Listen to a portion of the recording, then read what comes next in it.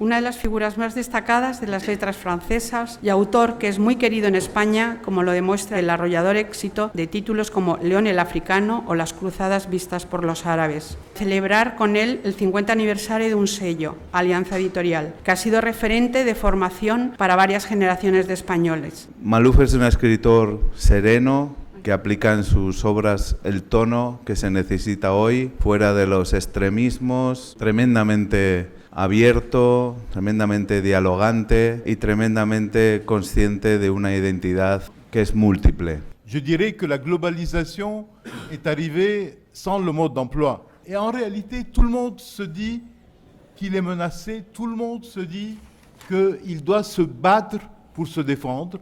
Et ceux qui disent « nous allons être les champions de votre communauté, de votre peuple », ceux qui ont le langage du défi identitaire sont partout dans le monde.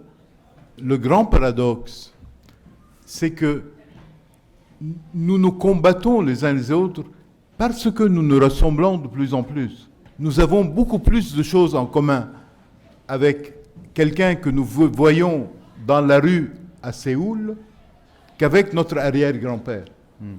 Nous sommes beaucoup plus proches de nos contemporains. Nous avons besoin de dire, encore une fois, qui nous sommes face à tous ces gens qui vivent sur la même place publique, parce que dans le monde aujourd'hui, il y a une seule place publique. Et sur cette place publique, chacun a besoin de dire qui il est et de préserver son identité qui semble menacée par les autres. Chaque famille, chaque peuple, chaque nation a son roman qui raconte son passé, qui raconte son identité. Et, sauf que, bien entendu, la grande majorité des gens le considèrent comme la réalité.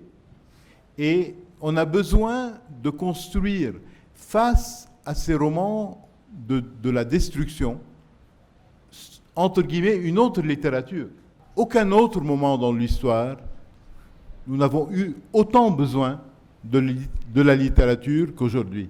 Nous avons un monde qui se développe dans beaucoup de domaines, le domaine de l'informatique, le domaine médical, dans beaucoup de domaines. On a véritablement le sentiment que le monde d'aujourd'hui peut aller dans n'importe quelle direction s'il le veut. Nous pourrions construire ce que nous voulons. Et en réalité, nous n'allons nulle part, parce que nous ne savons pas où aller. À mon avis, ce qui indique la route, c'est la pensée, c'est la culture, c'est la littérature. Nous avons besoin de repenser le monde d'aujourd'hui, nous avons besoin de réimaginer le monde. Si on vit l'époque actuelle et qu'on n'est pas insensible à tous les malheurs et à toutes les calamités, on a le devoir d'essayer de bâtir une autre manière de vivre ensemble. Le grand échec de notre époque, c'est qu'on n'arrive pas à faire vivre des gens différents. C'est-à-dire, dès que les gens sont différents, ils veulent vivre séparément.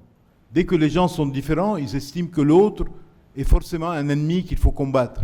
Encore une fois, le rôle de la littérature, vous avez mentionné Cervantes, les grands monuments de la littérature sont des monuments qui prennent comme fondement de leur vision du monde le fait que l'humanité est une.